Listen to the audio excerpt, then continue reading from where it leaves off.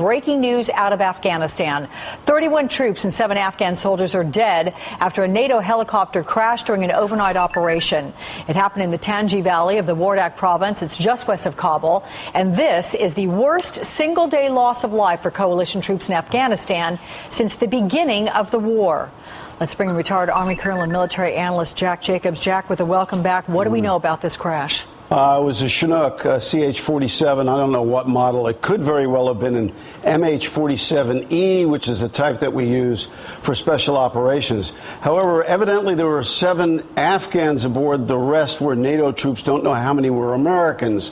It is unusual for special operations forces to bring Afghan troops with them, so this might have been special forces, American units or other NATO units go into areas in Afghanistan to train locals, and the report is that we're actually on a live mission in a built-up area just to the west of Kabul. Okay, so then the Taliban claiming responsibility for this. If we are on a mission, and this is not either a training exercise or just some sort of a convoy, they have claimed responsibility at this point, having shot a rocket-propelled, helicopter. Yeah, well, that's what they claim. They shot it down with a rocket-propelled grenade. They make claims like that all the time. Most of the time, it's nonsense. However, there's an unconfirmed report from a NATO source that, in fact, the helicopter was shot down.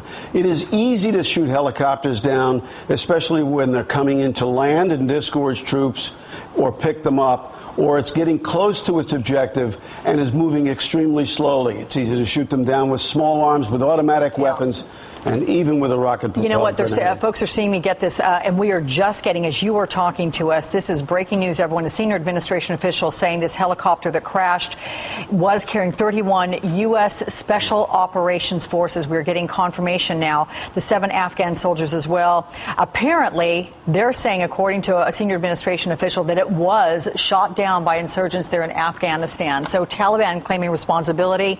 You see this as being a likely outcome of what may have transpired? Well, it sounds like it is. It's extremely unusual. Special operations forces typically will conduct a mission without Afghans, and will do it in a stealthy situation that is usually in a raid that descends right on an objective and catches them by surprise. It's very unusual for special operations forces to be involved in an incident quite like this. It may still be special forces, which, like I said, are American units that are dropped into areas to train locals. They may still come out to be that. The difference, explain to folks, a difference between special forces and special operations forces are Green Beret guys. Okay. They have a number of different capabilities. Each person is cross-trained.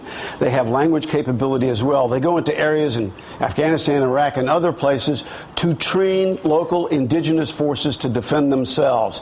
Special operations forces, on the other hand, are SEALs, Rangers, Delta Force, none of which really the exists. Ultimate guys. Yes, who are sent in usually on a single mission, and it's usually by surprise. Okay, but one more time, as you said, and your reasoning for believing that this may not be special operations forces and instead special forces is because usually special ops don't partner up with, say, Afghans. Typically they don't. Doesn't mean that they won't, and not only that, it's unusual for them to go into a live operation that's already underway that exposes them to fire. They usually go in by surprise. But, anything is possible in this kind of environment. But a huge loss of life. Absolutely. This is a terrible day from that regard. Thank you so much, You're welcome. Jack Jacobs. We'll have more from you.